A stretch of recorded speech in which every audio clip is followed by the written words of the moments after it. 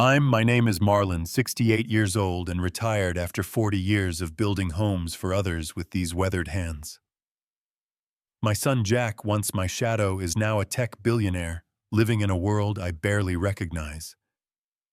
Last Christmas, he casually asked if I received my $8,000 monthly allowance.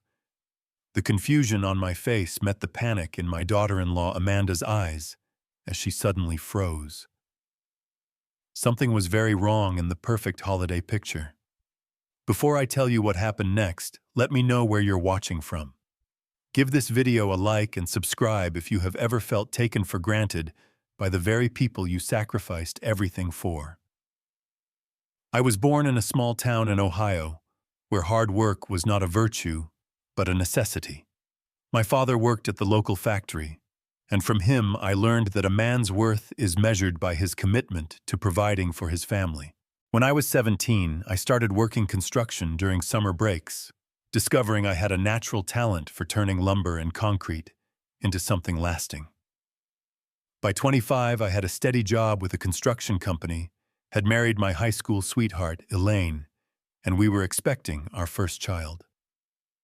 When Jack was born, I felt a love so powerful it scared me.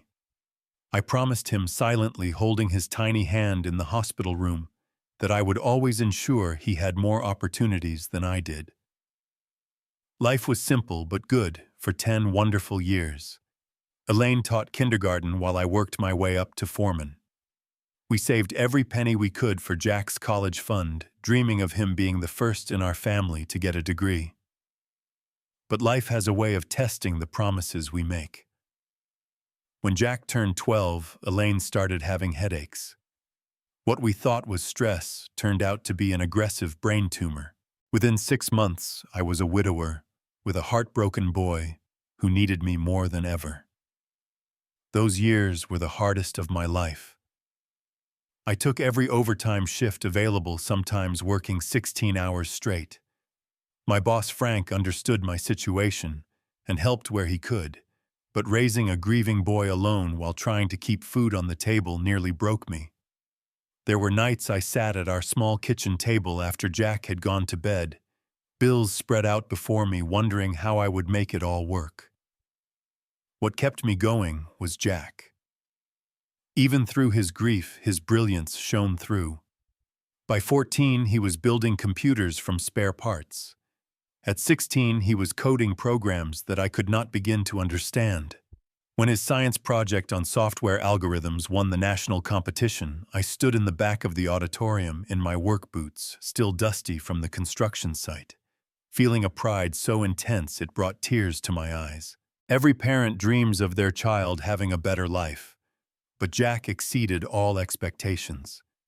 He earned a full scholarship to MIT, and though I missed him terribly, I knew this was his path to a different future. During those college years, he would call me every Sunday without fail. He would explain his projects, and though I understood perhaps 1/10 of what he was saying, I listened to every word. When Jack founded his first tech startup at 24, he worked out of our garage during breaks. I would bring him sandwiches and coffee while he typed away furiously on his computer. The dedication reminded me of myself at that age, though his tools were keyboards and code rather than hammers and nails. The company took off faster than either of us imagined. Jack Tech Solutions revolutionized data security, and by 30, my son was worth millions. He moved to Silicon Valley, but our Sunday calls continued. He would tell me about the incredible office he had built, the employees who looked up to him, and I could hear the excitement in his voice. Then he met Amanda. She was the marketing director for a luxury brand, came from old money on the East Coast, and had connections throughout the tech industry. When Jack first mentioned her, he sounded smitten in a way I had never heard before. Their whirlwind romance led to an introduction 6 months later. Amanda was undeniably beautiful, with perfect blonde hair, designer clothes, and a polished way of speaking that made my rougher manner seem especially coarse by comparison. She was polite when we met, complimenting my quaint home, but I noticed how her eyes darted around, assessing and clearly finding my modest life lacking. Still, Jack was happy, and that was all that mattered to me. When he called to announce their engagement, after just 10 months of dating, I congratulated him wholeheartedly. The wedding was my first glimpse into the world Jack now inhabited.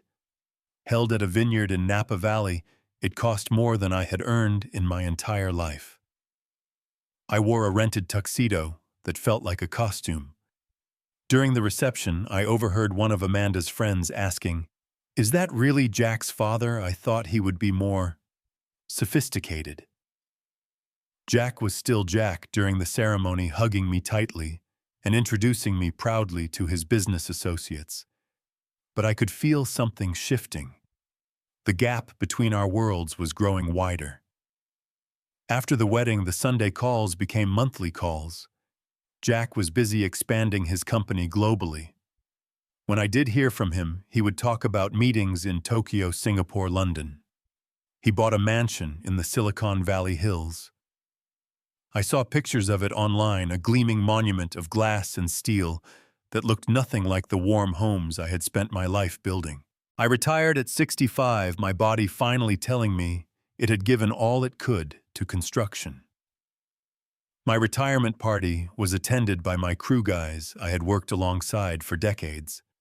Jack sent an expensive bottle of scotch with a card saying he was sorry he could not make it due to an investor meeting in New York. I settled into a quiet retirement in the same 3-bedroom house where I had raised Jack. Sometimes I would walk past his old room, preserved much as he had left it for college, and wonder about the path that had taken him so far from where we started. That is why the Christmas invitation came as such a pleasant surprise. It had been 8 months since I had seen Jack in person, when he had flown in for a brief lunch during a layover. Amanda had called personally, her voice warm and inviting, as she insisted I spend the holiday week at their home.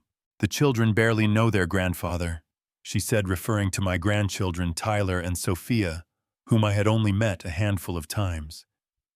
"Jack would love to have you here." I packed my best clothes, bought modest gifts I could afford on my fixed income, and drove the 3 hours to their estate with a heart full of hope that we might reconnect as father and son. Looking back, I should have recognized the invitation for what it was. Not a genuine desire for family connection, but an obligation checked off a list. A token gesture that would soon reveal the painful truth about my place in my son's new life. The GPS system in my 10-year-old sedan announced, "Arriving at destination," as I pulled up to an imposing gate with a security camera.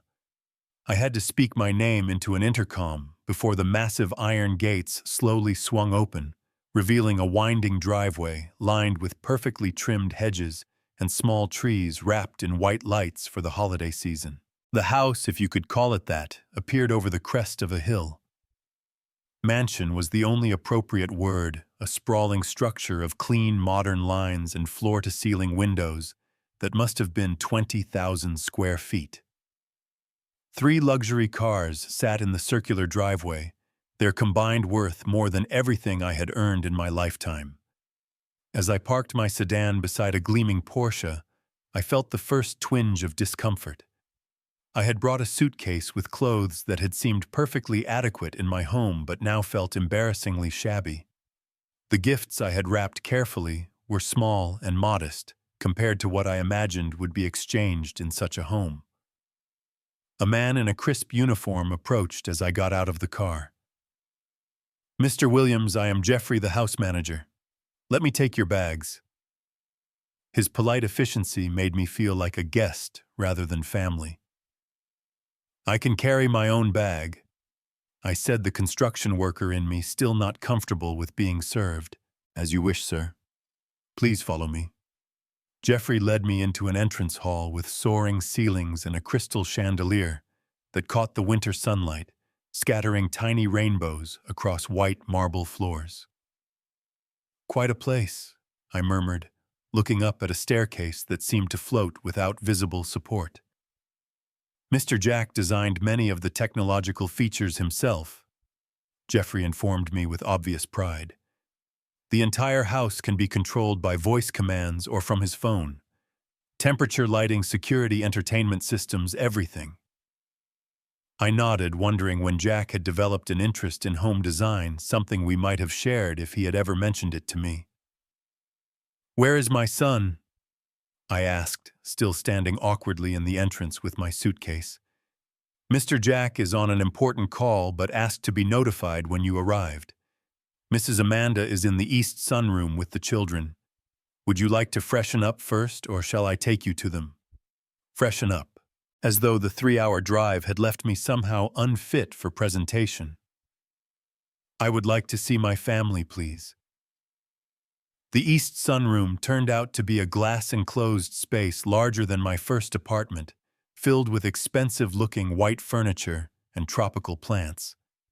Amanda sat on a couch, scrolling through her phone while a woman in a uniform supervised Tyler and Sophia playing with electronic tablets. "Marlon, you made it." Amanda stood and air-kissed near my cheek, her perfume expensive and overwhelming. She looked like she had stepped out of a magazine in her cashmere sweater and perfectly tailored pants. "Children, look who is here. It is your grandfather." The children looked up briefly, offered rehearsed, "Hello, Grandpa," greetings, and returned immediately to their screens. Neither moved to hug me, and I did not want to force affection. "They are just finishing their daily educational apps," Amanda explained, gesturing to the uniformed woman. "This is Miss Valerie, their learning supervisor. The children follow a structured enrichment program even during school breaks." Learning supervisor. In my day, we called them nannies, and children played outside during breaks rather than staring at screens. But I swallowed my comments, determined not to start this visit with criticism. "Where is Jack?" I asked, setting down the small gift bags I had brought for the children. "Still on his conference call, I am afraid. End-of-year business never stops. You know how it is with someone at his level." Amanda's smile remained fixed. "The kitchen staff is preparing lunch. Jeffrey will show you to your room so you can settle in before we eat." My room was beautiful, with a view of the manicured grounds and a bathroom larger than my master bedroom at home. Everything was in shades of gray and white, tasteful but impersonal, like an upscale hotel. I unpacked my clothes into a closet big enough to park a car and the few items I brought, but looking lost in the vast space. Lunch was served in what Amanda called the casual dining area, a room that could have seated 20. Jack finally appeared, striding in with his phone to his ear. He held up a finger signaling 1 minute as he finished his call. "Dad, great to see you." He finally embraced me, a quick hug before taking his seat at the head of the table. "Sorry about that. Merger negotiations wait for no man, not even Christmas." Jack looked both familiar and strange to me. His features were the same, but there was something harder in his expression, a constant alertness in his eyes that had not been there before. He wore a simple black sweater that I later learned was cashmere and cost more than a month of my retirement income. "No problem. Good to see you too, son. The house is really something." "Thanks. We just finished the West Wing renovation. I will give you the tour later." His phone buzzed and his eyes flicked to it immediately. "Sorry, I just need to check this." Lunch was served by staff who appeared and disappeared silently. The conversation revolved around people and places I did not know, interspersed with Jack's apologetic phone checks and Amanda's detailed explanations of the holiday schedule. "We have the Silicon Valley Children's Hospital benefit tomorrow evening, the Stevensons' cocktail party the following night, and of course our own Christmas Eve gathering," she informed me. "We have invited 60 of our closest friends. The caterers have been working on the menu for months." Sounds fancy. I managed, wondering where a simple family dinner fit into all this socializing. "Oh, and Jack," Amanda continued, "did you tell your father about the Martindale offer?" Jack launched into a complicated explanation of another company wanting to acquire a deal that would apparently net him billions. I tried to follow to show interest, but the terminology was foreign to me. "That is great, son," I said when he paused. "You always were smart with computers." A flicker of something disappointment perhaps crossed his face. "It is a bit more complex than that, Dad. This deal involves restructuring the entire data security sector." "Right, of course." I felt the gap between us widening further. "How about we do something together tomorrow? Maybe take the kids fishing. There must be a lake around here." Jack and Amanda exchanged glances. "The children have never been fishing," Amanda said, as though I had suggested teaching them to pickpocket. "And they have their holiday enrichment schedule." "I have meetings in the morning," Jack added, "but maybe the afternoon. We will see." After lunch, Jack disappeared back to his home office, and Amanda mentioned a spa appointment. I was left alone, a stranger in this massive house. I tried to connect with my grandchildren, but Miss Valerie politely informed me they were having their mandated outdoor activity time followed by music lessons. I wandered the grounds instead, feeling increasingly out of place among the sculpture garden and infinity pool. That evening, I overheard Amanda on the phone in one of the many sitting rooms. "Yes, he is here now." "What was I supposed to do?" Jack insisted. "No, of course he does not fit in. You should see how the staff look at his clothes. Just until after Christmas then, back to normal." I quietly walked away, a heaviness settling in my chest. That night I called my neighbor Susan, who was watching my house, and the normalcy of our conversation about her cat getting into my garage was the only thing that felt real that day. The next morning, Jack apologetically informed me that his quick meeting would take all day. "Global business time zones, you know how it is." I did not, but I nodded anyway. I spent the day trying to find ways to be useful, only to be politely rebuffed at every turn. The professional kitchen staff had no need for my offer to help prepare food. The housekeeper looked alarmed when I tried to make my own bed. Miss Valerie firmly but kindly suggested the children were overstimulated when I tried to play with them. That afternoon, I found myself in what Jack called the library, though it seemed more for show than reading, with books arranged by color rather than subject. I was looking at family photos, noticing how few included me, when I heard Jack and Amanda arguing in the adjacent room. "You promised you would talk to him about it," Amanda was saying, her voice sharp. "It has not been the right time," Jack replied. "He just got here."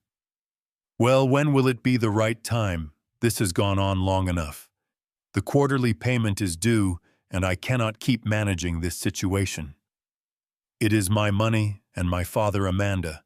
I will handle it my way." "Fine, but I am not going to pretend anymore. If you will not talk to him about the allowance, I will." Their voices moved away, and I was left wondering what allowance they were referring to. Jack had never mentioned anything about financial arrangements to me. Dinner that night was another exercise in feeling out of place. Amanda wore a dress that probably cost more than my car, and Jack spent half the meal on his phone. The children were permitted to join us briefly before their nanny whisked them away for bedtime routines that apparently required professional supervision. "Jack mentioned you might take the children to the Science Museum this weekend," Amanda said over dessert, her tone making it clear this was not a plan she endorsed. "I would enjoy that," I replied, surprised Jack had suggested it without telling me. "They have a very specific educational plan, so it would need to be properly structured," she continued. "Their learning consultant would need to approve the visit. They need permission to spend time with their grandfather." The words came out before I could stop them. A tense silence fell. Jack looked up from his phone with a frown. "Our children have a carefully designed developmental program," Amanda said coolly. It has been created by the top childhood education experts. Surely you want what is best for them. The implication was clear. I was not considered what was best for them. Jack said nothing to contradict her, and the meal continued in strained politeness. Later, I wandered onto one of the many balconies looking at the distant lights of other wealthy homes on the hillside. I thought of my own simple house, the worn couch where I watched baseball games, the kitchen where Jack had once done his homework while I cooked dinner. I wondered how we had ended up here in this beautiful place that felt so cold. The days before Christmas passed in a blur of polite discomfort. Each morning I woke hoping for some meaningful time with Jack, only to find him constantly engaged with work calls or rushing off to meetings. The grandchildren remained largely under the supervision of their various caretakers, their time scheduled down to 15-minute increments on a digital calendar displayed in the kitchen. I tried to find my place in this perfectly orchestrated household, but felt increasingly like an inconvenient prop in someone else's holiday production. On December 23rd, I spent the morning in the garden, helping the groundskeeper, Thomas, rake leaves. He seemed surprised but grateful for the assistance, and the physical labor felt good after days of enforced idleness. When Jack found me there, dirt on my hands and sweat on my brow, he looked mortified. "Dad, you do not need to do that. We have staff for the grounds." "I know, son. I wanted to. Feels good to work with my hands again." Jack glanced around as if worried someone might see his father engaged in manual labor. "Well, come inside when you are done. Amanda wants to discuss the Christmas Eve arrangements." The arrangements turned out to be detailed instructions on what to wear and how to behave at their holiday party. Amanda sat me down in her pristine home office, a space that looked like it had been transported from the pages of an interior design magazine. "We have invited several important business associates," she explained, sliding a printed itinerary across the desk. "The attire is formal. Do you have a tuxedo?" "No, Amanda, I do not own a tuxedo." I tried to keep the edge from my voice. "That is what I thought. No matter, we have arranged for the personal shopper to bring some options this afternoon. Jack insists you should not have to purchase something you will rarely use." The idea of being dressed by a stranger made my skin crawl, but I nodded, determined to avoid conflict. "Also," she continued, glancing at her tablet, "the seating arrangements are quite specific. You will be at table 3 with some of our foundation donors. They are very interested in educational initiatives for underprivileged communities. Your background might make for interesting conversation." My background. As though my 40 years of honest work was an exotic talking point for wealthy people seeking entertainment between courses. "Amanda," I said carefully, "I would prefer to sit with family for Christmas Eve dinner." She looked up, surprise crossing her features. "Oh, but the main table is for Jack and me, the Petersons and the Goldmans from Singapore. It is a very important business connection. Surely you understand." I did understand all too clearly. I was not considered family enough to warrant a place at my own son's table. That afternoon, I endured the humiliation of a personal shopper evaluating my measurements and declaring my posture challenging for proper tailoring. 3 staff members offered opinions on which black tuxedo made me look less out of place, while Amanda supervised the process with the intensity of a military operation. When I finally escaped to my room, a wrapped package was waiting on the bed. Inside was a framed photo of Jack receiving some business award, his arm around Amanda, both of them smiling brilliantly. A card read, "An early Christmas gift. Thought you might like this for your home. Best, Jack and Amanda." Not a picture of the grandchildren. Not a family photo that included me. Just a reminder of Jack's success and the world he inhabited without me. That evening, I decided to give the grandchildren their Christmas presents early, sensing I might not have a proper opportunity during the formal celebrations. I had carved a small wooden train for Tyler, and a music box for Sophia projects that had taken me months of careful work in my garage workshop. I found them in their massive playroom, supervised as always by Miss Valerie. When I presented the handmade gifts, they looked more confused than pleased. "What does it do?" Tyler asked, turning the wooden train over in his hands. "It does not need batteries," I explained. "You just push it along like this." I demonstrated on the floor, feeling foolish as I crawled around pushing a toy. "My other trains move by themselves," he said, already losing interest. Sophia opened the music box, and at least the tinkling melody caught her attention briefly. "It is pretty," she said politely, before returning to her tablet. Miss Valerie gave me a sympathetic look. "They are very technology-focused," she offered quietly. "But these are lovely crafts." Crafts, as though the hours of sanding, carving, and finishing were equivalent to gluing popsicle sticks together. I retreated to my room that night, feeling the weight of my irrelevance pressing down on me. I called Susan again, finding comfort in her straightforward conversation about neighborhood happenings. "You do not sound like yourself, Marlon," she said perceptively. "Is everything all right with Jack's family?" "They live differently than I do," I answered, unwilling to criticize my son even to a trusted friend. "It is an adjustment." "Well, remember, you are always welcome at my table if you want to come home early," she offered. "My daughter and her husband would love to see you too." I thanked her, touched by the simple kindness of the invitation. It made the contrast with my current situation all the more stark. Christmas Eve morning brought clear skies and a flurry of activity as staff prepared for the evening's event.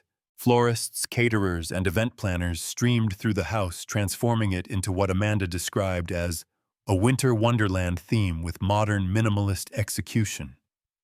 I tried once more to connect with Jack, catching him between calls in his home office, a sleek space dominated by multiple large screens displaying charts and numbers. "Got a minute, son? I was hoping we could take a walk, maybe talk a bit." He glanced at his watch. "Can it wait, Dad? I have investors calling from Dubai in 10 minutes, and I need to review these projections." "It has been waiting the whole visit," I said, unable to keep the hurt from my voice. "I have barely seen you." Something flickered in his eyes, a brief recognition. "You are right. I am sorry. How about tomorrow morning, Christmas Day? We will have breakfast together, just you and me. I promise." I nodded, clinging to this small offering. "I would like that." That evening, dressed in the rented tuxedo that felt like a costume, I stood awkwardly at the periphery of Jack and Amanda's Christmas Eve party.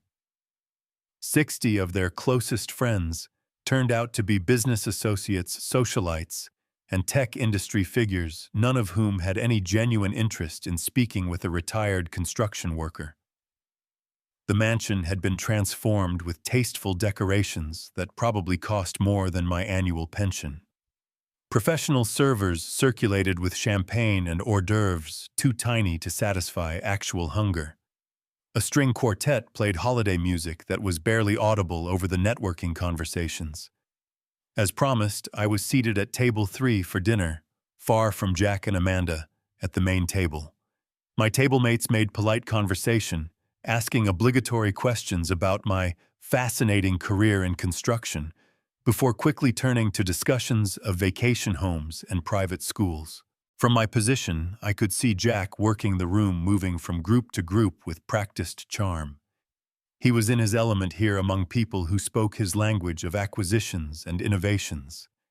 I hardly recognized the boy who had once been thrilled by a simple fishing trip to the local pond. Midway through the elaborate meal, Amanda clinked her glass and made a toast celebrating their wonderful year of growth and success, followed by Jack announcing a generous donation to the Children's Hospital in the name of all their guests. Polite applause followed, and I clapped along, proud of his generosity, yet feeling the distance between us stretching ever wider. As dessert was served, I overheard a conversation from the adjacent table that cut through me like a knife. "Is that really Jack's father at table 3?" a woman asked quietly. "Yes, the construction worker," her companion confirmed. Amanda was complaining about having to include him in the seating chart. Apparently, he lives in some tiny house in the suburbs and has no idea how to behave in their circles. Well, at least they are good enough to support him financially. Not everyone would be so generous with family from different backgrounds. I set down my dessert fork, appetite gone. Support me financially. What were they talking about? Jack had never mentioned supporting me. I lived comfortably enough on my pension and savings in the home I had paid off decades ago. The rest of the evening passed in a blur. I made excuses and retired early to my room, lying awake for hours, trying to make sense of the comments I had overheard. Was Jack telling people he supported me? Was that why Amanda had mentioned an allowance?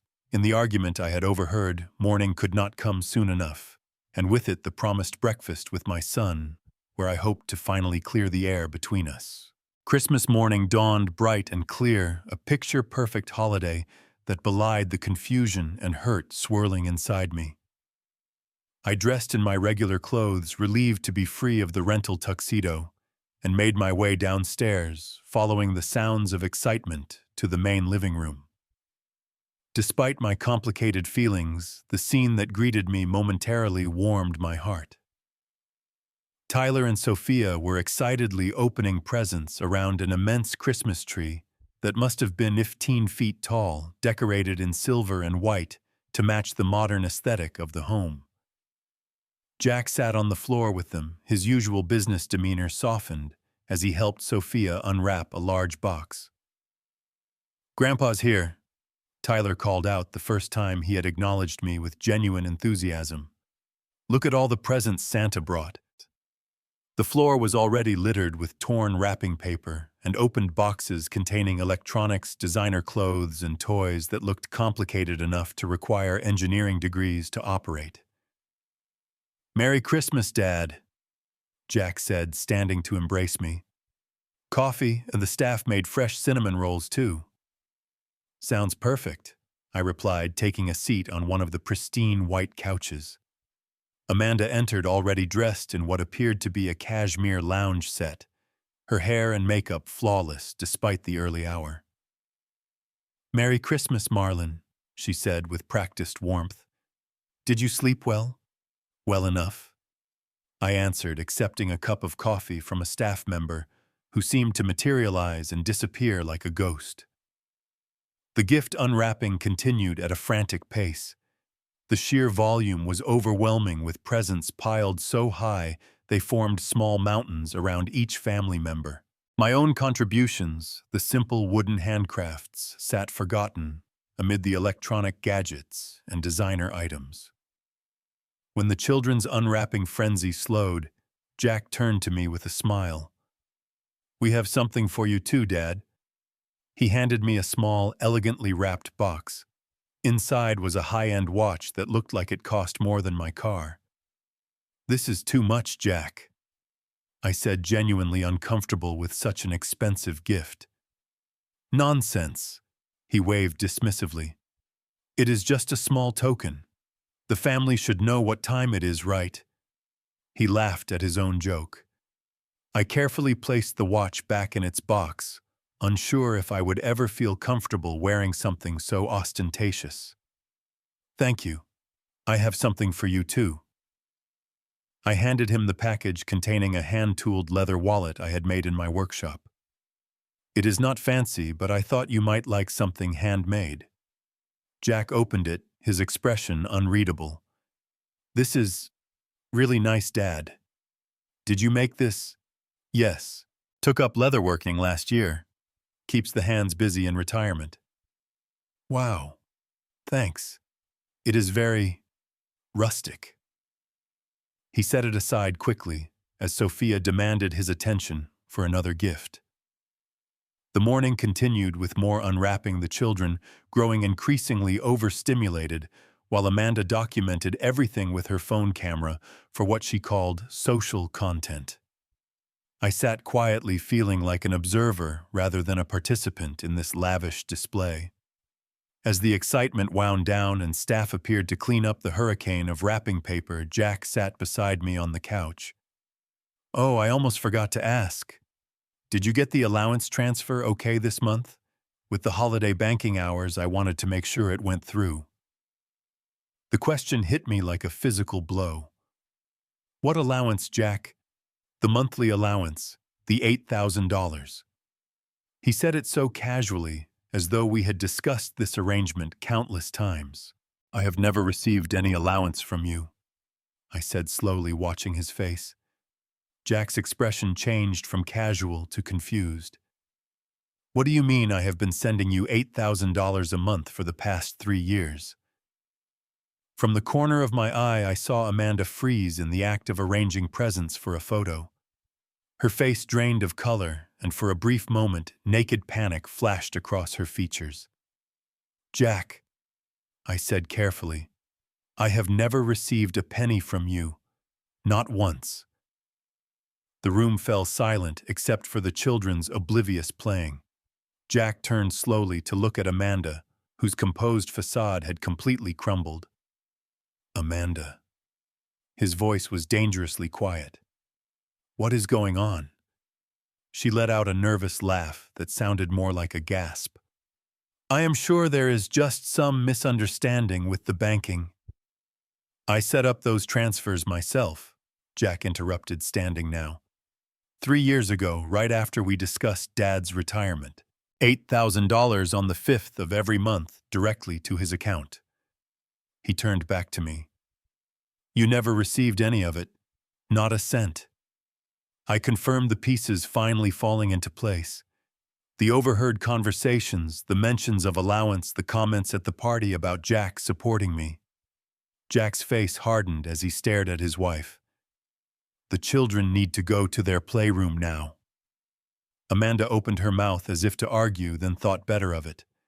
With a brittle smile, she called Miss Valerie, who appeared instantly to usher the children away.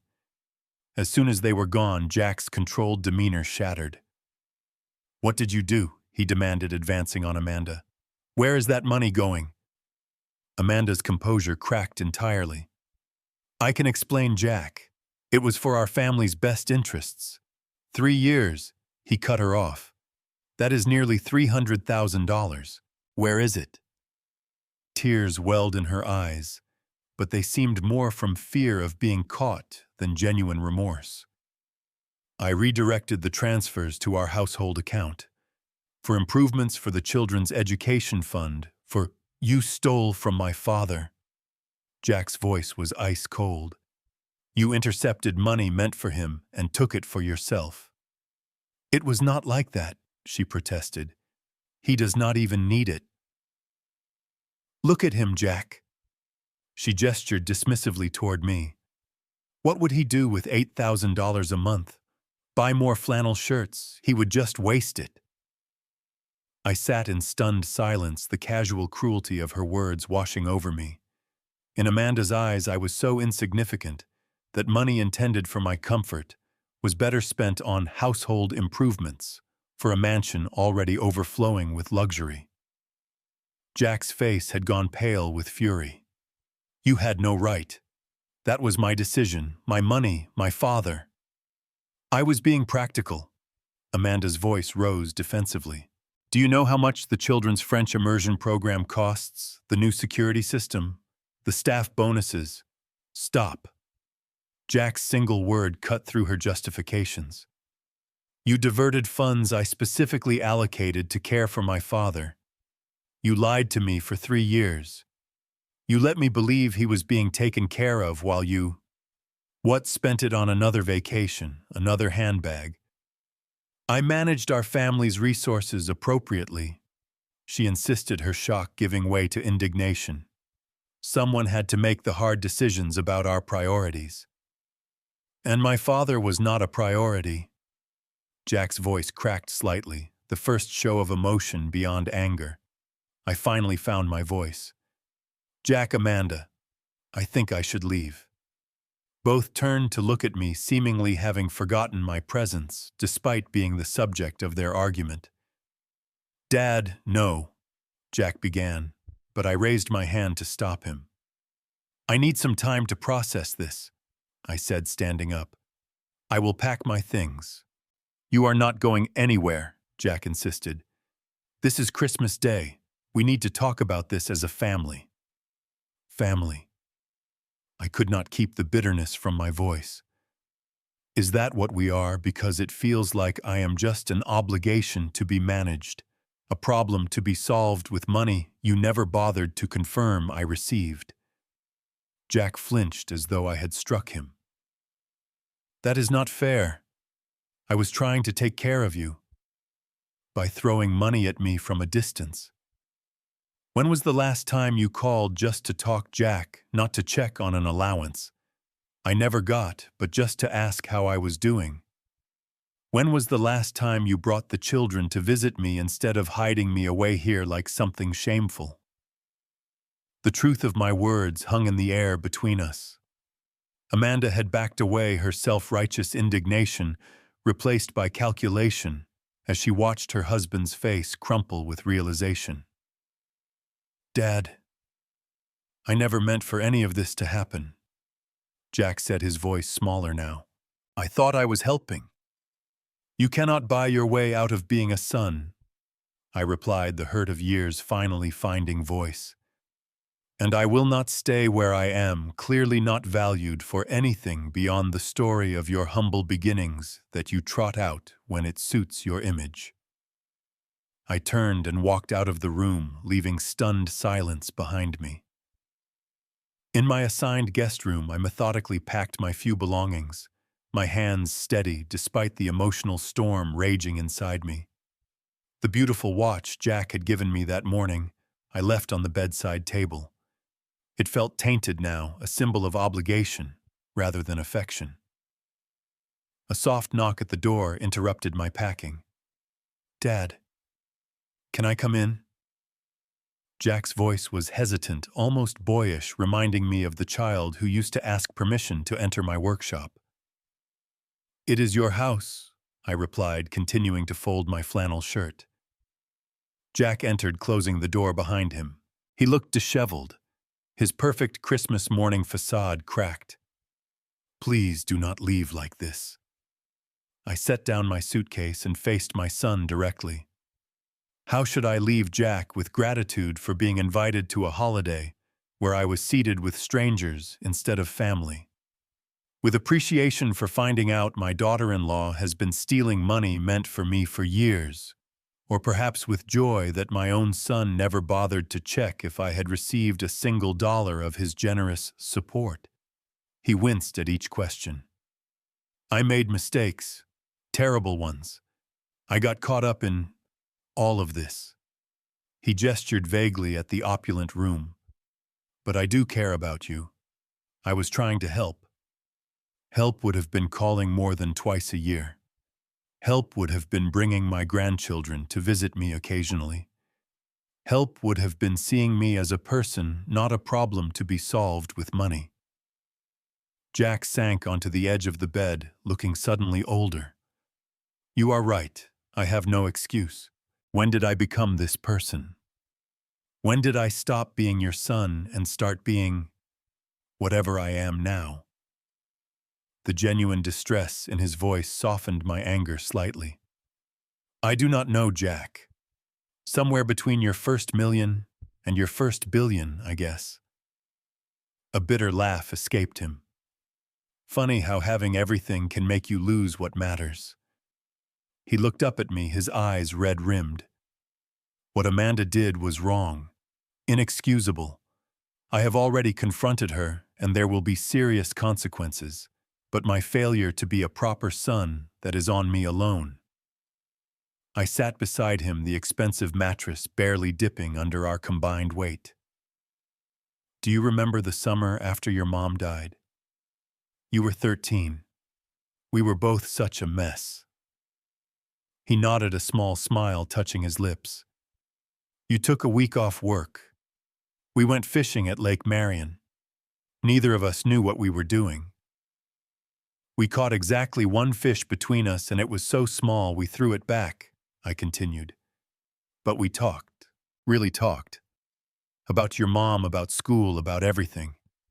That week cost me a quarter of my savings at the time, but it was worth every penny because we connected. I remember, Jack said quietly. You told me that grief was like building a house. You have to lay a foundation before you can put up walls, and sometimes the work goes slowly, but you never stop building. You listened better back then, I observed. I had better priorities. He sighed deeply. Dad, I cannot change the past 3 years with a snap of my fingers, but I want to do better. I want us to rebuild. Please do not leave today. I considered his words carefully. The hurt was still raw, the betrayal fresh, but underneath it all was the undeniable bond between father and son. I will stay on one condition. Name it. No more pretending. No more acting like we are one big, happy family for appearance's sake.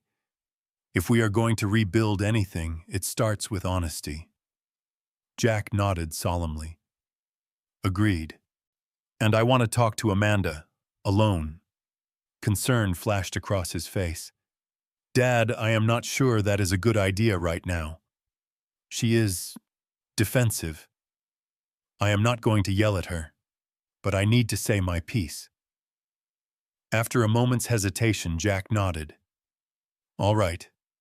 She is in her office. I will tell her to expect you. When he left, I took a few minutes to gather my thoughts. The conversation ahead would set the tone for whatever relationship might be possible going forward. I needed to speak my truth without letting anger overshadow wisdom. Amanda's office was a study in calculated perfection, like everything else about her. She sat behind a glass desk, her posture rigid, eyes guarded as I entered. Marlon, she acknowledged coolly. Jack said you wanted to speak with me. I closed the door and took a seat across from her without waiting for an invitation. I am not here to shame you, Amanda. What is done is done. Surprise flickered across her face before her mask of composure returned. Then what do you want? Money, I assure you. Jack is already arranging for the full amount to be transferred to you immediately with interest. I do not want your money, I said flatly. I never did. I lived within my means for 68 years, and I will continue to do so. She shifted uncomfortably. Then what? I want to understand why. Not the excuses you gave Jack about household expenses. The real reason you felt entitled to take money meant for me. Her perfectly manicured nails tapped against the glass desk. You would not understand. Try me. I have been understanding people a lot longer than you have been Alefa. Something in my steady gaze seemed to unnerve her. Fine. You want honesty. I did not think you deserved it. Because I am just a construction worker. Because you are a reminder of everything Jack had to overcome. She snapped, her composure cracking. Do you have any idea how hard he works to be taken seriously in our circles? People whisper about his humble origins like it is some charming handicap he overcame. Every time you show up in your work boots and flannel shirts telling stories about building houses, you reinforce the narrative that he does not truly belong. I absorbed her words, the naked elitism behind them. So you took the money because you resent what I represent. I took the money because this family has an image to maintain, she countered. Jack may be sentimental about his childhood, but I am practical about our future. The children need opportunities, connections, the right education. The children need to know where they come from, I interrupted. They need to understand the value of hard work and character. Right now, all they are learning is that money buys everything, and appearances matter more than people. That is how the world works, Marlon. At least the world we live in. Then your world is poorer than mine for all its billions. I stood up, having heard enough. I do not expect us to be friends, Amanda. But I am Jack's father and your children's grandfather. That will not change no matter how inconvenient it is for your social calendar. What are you going to do? A note of genuine anxiety crept into her voice. About the money, about all of this. I am going to try to rebuild a relationship with my son and my grandchildren. As for the money, Jack can donate every cent of it to trade schools teaching construction skills to disadvantaged kids. That would be a fitting use for it. Her eyes widened slightly. You really do not want it, do you? What I want cannot be bought. I replied simply and left her office without another word. In the hallway, I encountered Tyler and Sophia, apparently having escaped their handler momentarily. They looked up at me with curious eyes. Grandpa, are you leaving? Sophia asked. Mommy said you might be going home. I knelt down to their level, wincing slightly at the protest from my aging knees. I am staying for now. Would you two like to hear a story about when your daddy was your age? Tyler's eyes lit up with interest. Did he have a VR headset too? I laughed genuinely for the first time since arriving. No, but he built his own radio from scratch when he was just 10 years old. Want to hear about it? They nodded eagerly, and I led them to a sitting area beginning the story of Jack's first invention. It was a small step, but perhaps the first one on a long road to becoming a real family. The days following Christmas brought an uneasy truce to the household.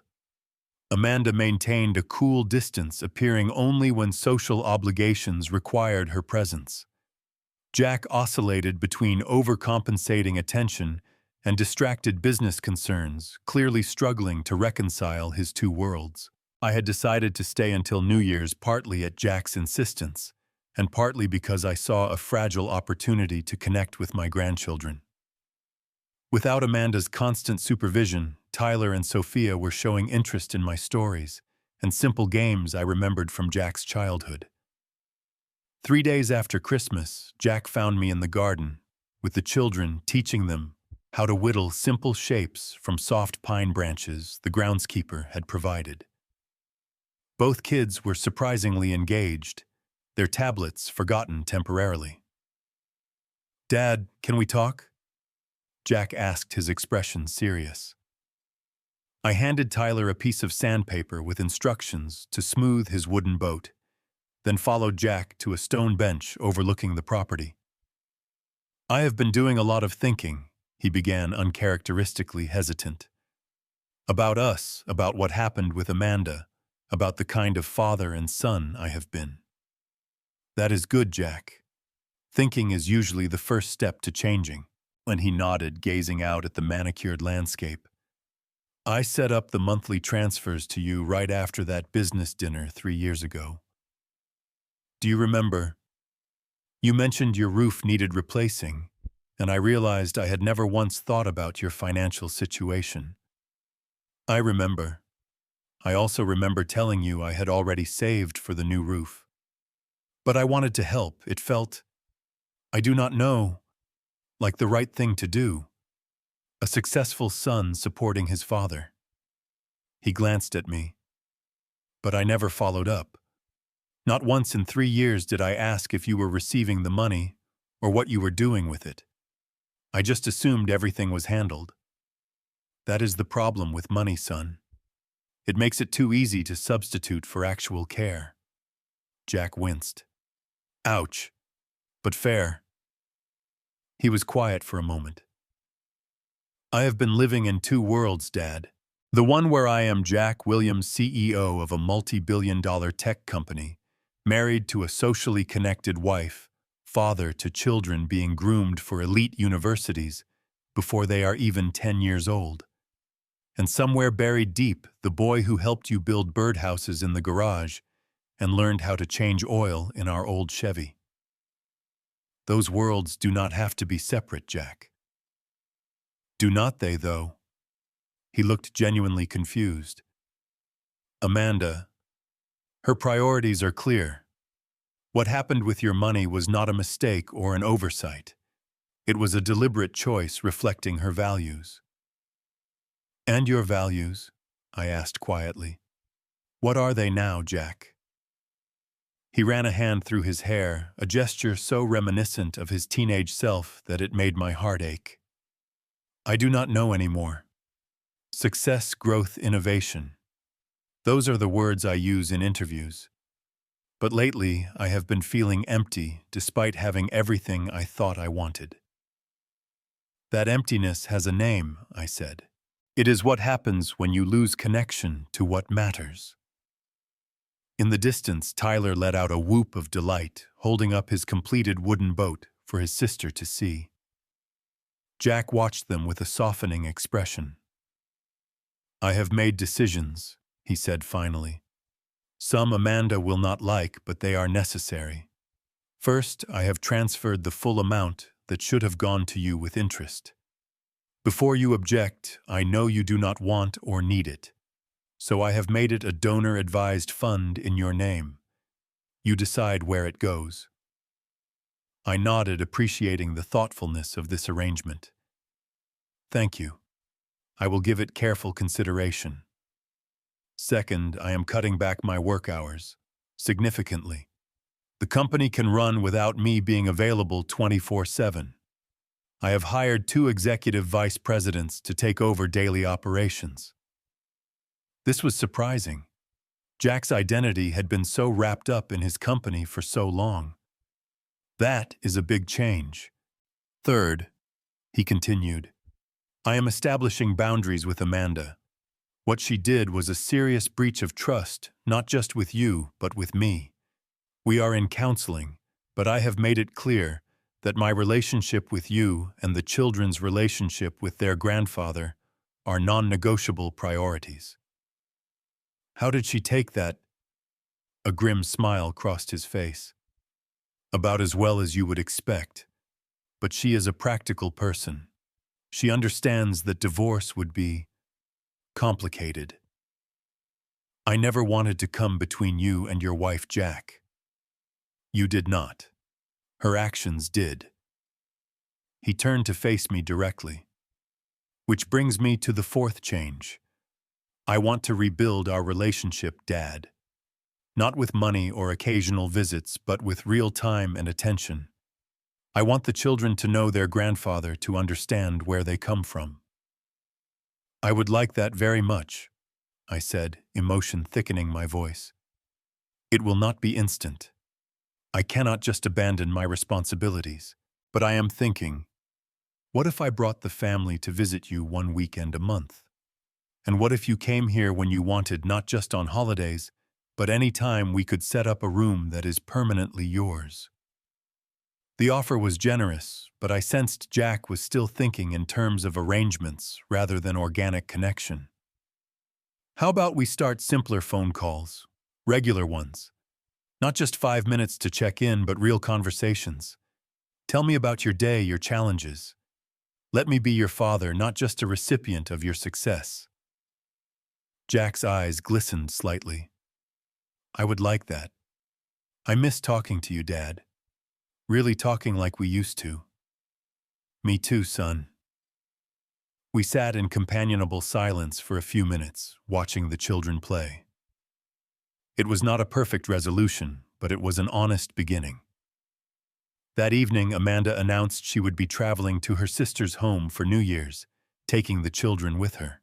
They have cousins there to play with, she explained stiffly at dinner.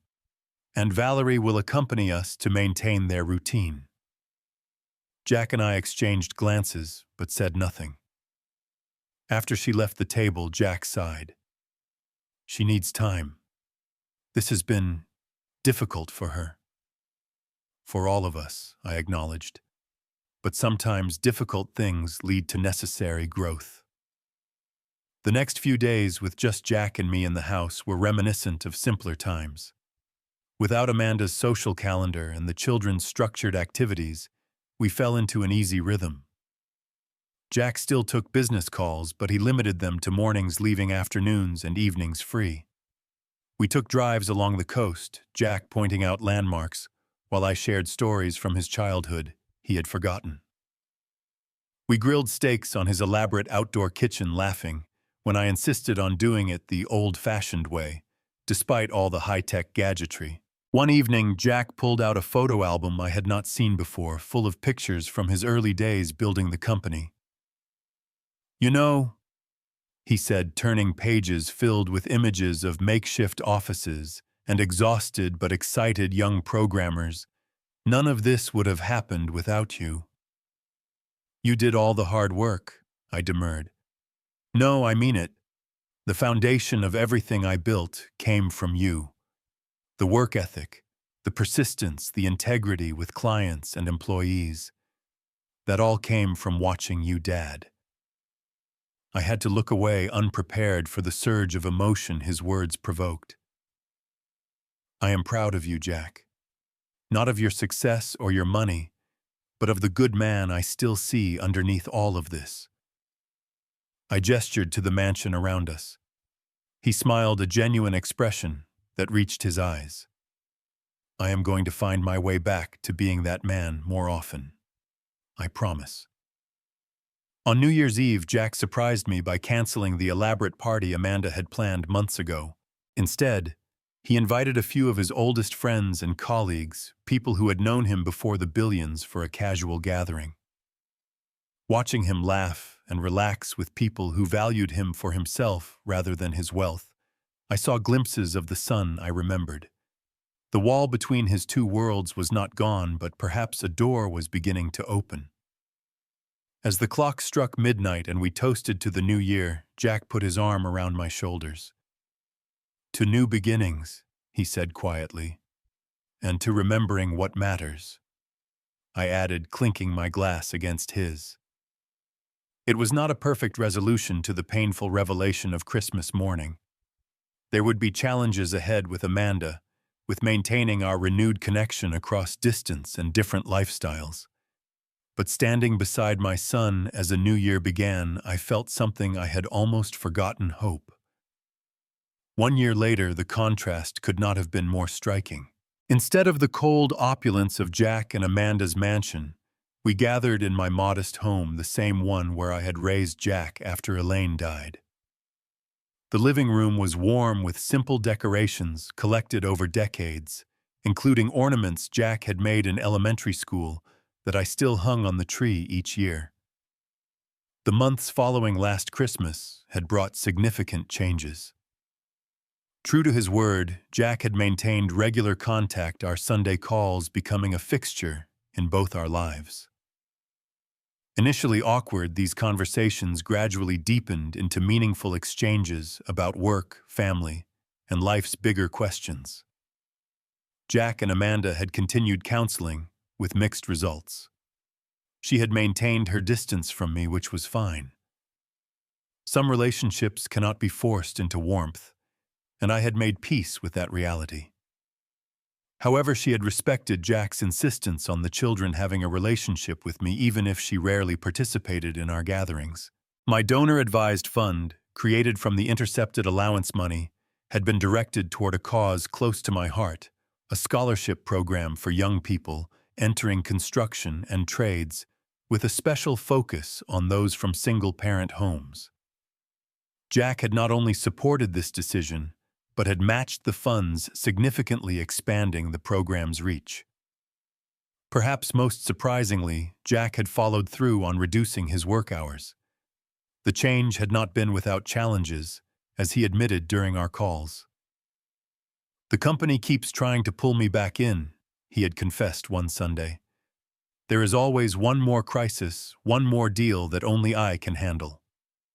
"Setting boundaries is like building a fence," I had told him. "You have to check regularly for places where it is breaking down and repair them before the whole thing collapses." Now, as Christmas Eve approached, Jack arrived at my front door with Tyler and Sophia in tow. Amanda had chosen to spend the holiday at a ski resort with friends, an arrangement that seemed to suit everyone.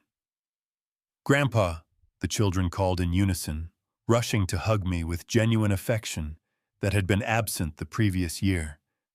Without their mother's hovering presence and rigid scheduling, they had blossomed during our monthly visits, discovering the joy of simple pleasures like fishing at the local pond, building model airplanes, and baking cookies in my kitchen. Jack followed with a small suitcase and a warm smile. "Dad, place looks great."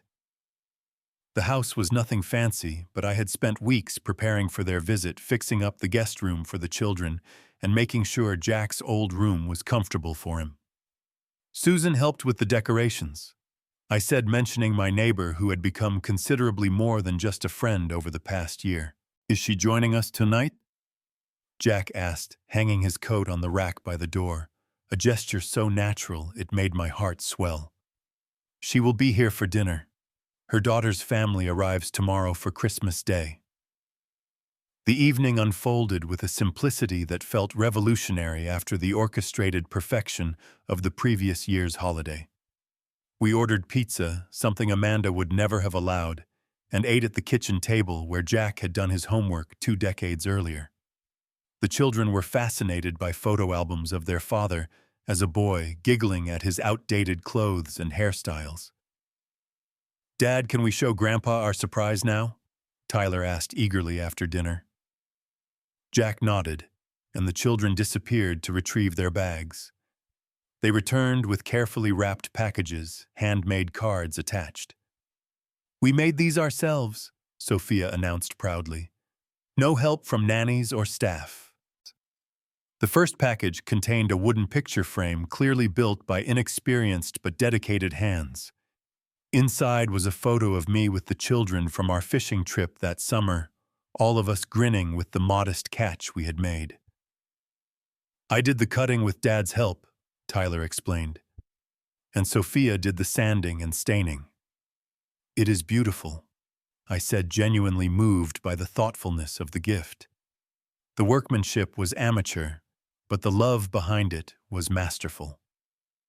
The second package held a hand-knitted scarf in slightly uneven stitches. "I learned from YouTube," Sophia admitted. "The lady at the yarn store helped me pick colors you would like." These simple gifts, created by the children's own efforts, meant more to me than all the expensive watches and gadgets money could buy. Jack watched with quiet satisfaction, clearly pleased by his children's growing understanding of value beyond price tags. After the children went to bed, excited for Santa's arrival, despite being old enough to question the logistics, Jack and I sat in the living room with cups of coffee, the Christmas tree lights casting a warm glow.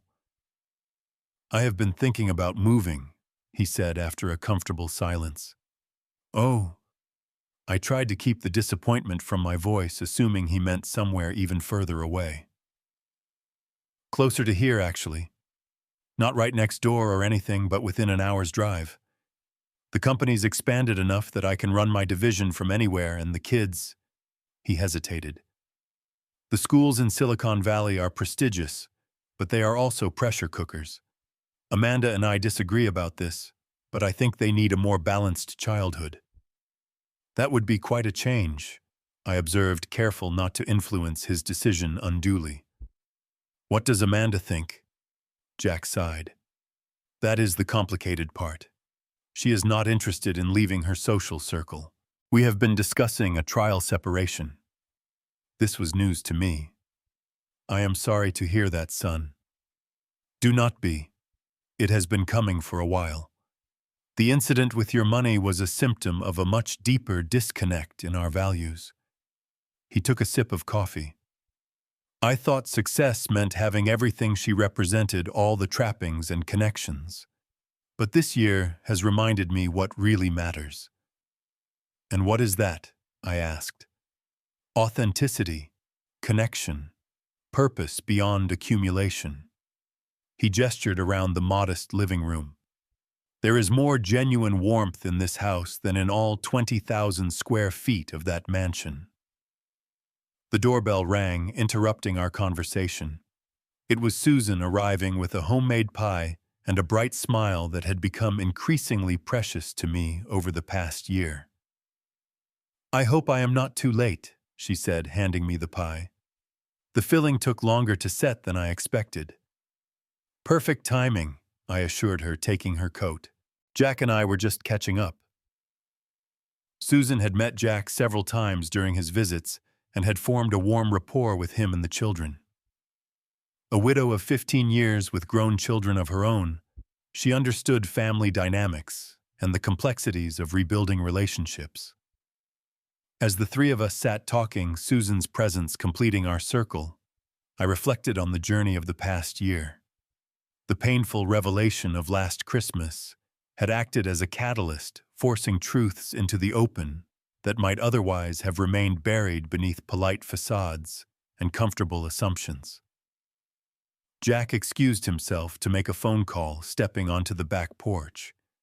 Through the window, I could see him talking earnestly, probably to Amanda, about the children's Christmas morning. "He seems different," Susan observed.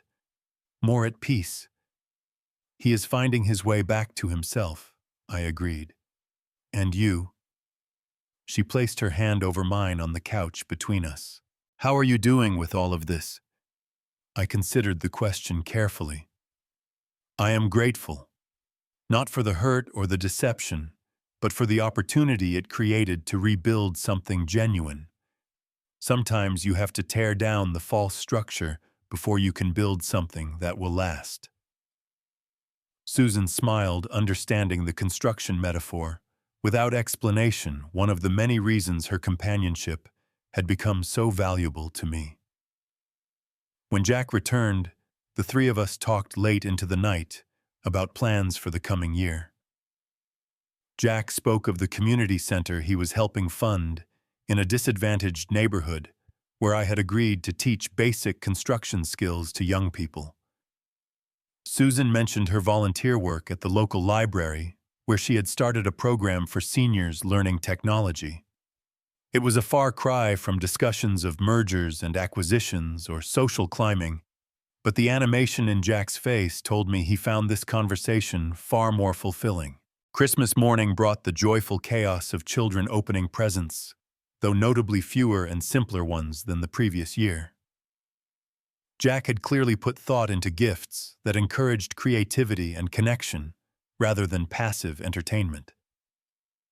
After breakfast, Jack took the children to the local park to try out the new kites they had received. Alone in the kitchen washing dishes, I heard the front door open and close.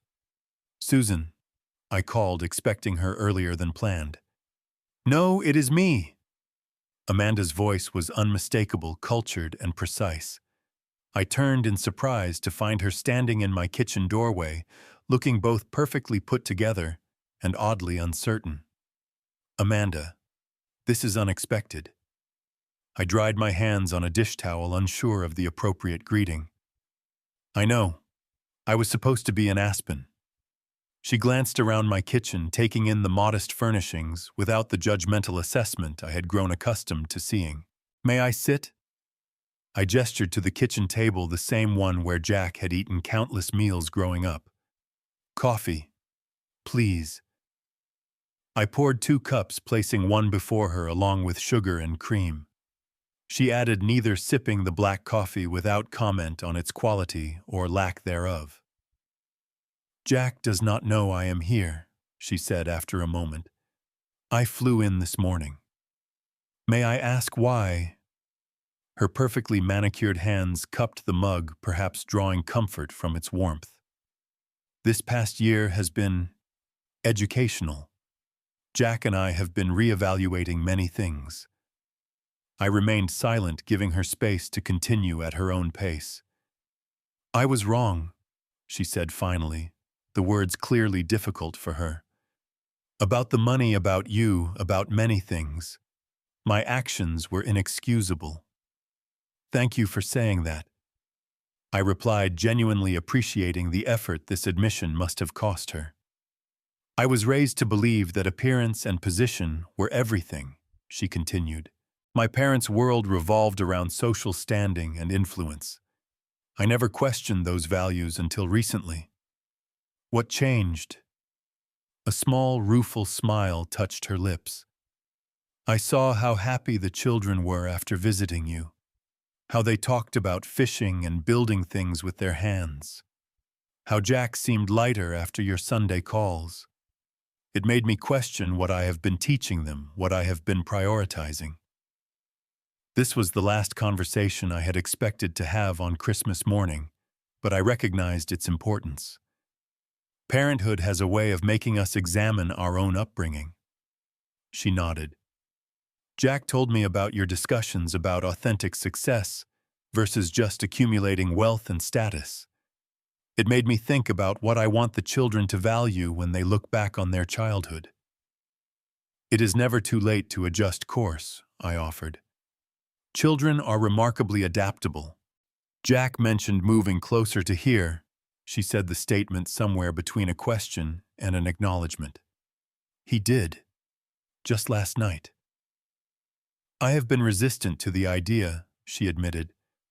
My whole support network, my friends, my social connections are in Silicon Valley. But seeing the changes in Jack and the children this past year, she trailed off, gathering her thoughts. I am willing to try. Not for Jack or even for you, but for Tyler and Sophia. They deserve a childhood with genuine connections, not just prestigious associations. I was careful to mask my surprise at this unexpected shift. That would mean significant changes for you. Yes, but maybe changes I need as well. She set down her cup with deliberate care. I do not expect us to become best friends, Marlon. We are very different people with different values. But I am willing to work toward a respectful relationship for the sake of our family. I appreciate that, I said sincerely, and I am willing to do the same. The sound of laughter announced the return of Jack and the children. Amanda tensed slightly, uncertainty crossing her features. Shall we go greet them? I suggested, standing. Together. After a brief hesitation, she nodded and rose. We walked to the front door side by side, not in perfect harmony, but in a tentative truce that held more promise than I would have thought possible a year ago. The look of shock on Jack's face when he saw his wife standing in my living room was almost comical. The children ran to her with excited hugs, questions about Santa, and presents tumbling from their lips. Over their heads, Amanda met Jack's confused gaze with a small nod that seemed to communicate volumes between them. Whatever happened next would require work from all of us, but the foundation was there waiting to be built upon. That evening, as we all gathered around my dining table for Christmas dinner with Susan and her family joining us, I looked at the faces surrounding me. Jack finding his way back to his authentic self. Amanda cautiously exploring values beyond those she had been raised with. The children flourishing with the freedom to be kids rather than achievements. Susan, whose friendship had blossomed into something that brightened my days. We were not a perfect family. The road ahead would have its bumps and detours. But we were building something real, something based on genuine connection rather than obligation or appearance. As conversations and laughter filled my modest home, I reflected on the journey that had brought us here. From the shocking revelation of last Christmas to this moment of tentative healing, every step had been necessary. Sometimes the greatest gift is not the absence of challenges, but the opportunity they provide to discover what truly matters. What about you? Have you ever had to rebuild a relationship that seemed broken beyond repair? How did you find the courage to take those first steps toward healing? Let me know in the comments below. And if this story resonated with you, please like, subscribe, and share it with someone who might need to hear that second chances are always possible, no matter how difficult the circumstances. Thank you for listening, and may your own journey bring you to the people and places that feel like home.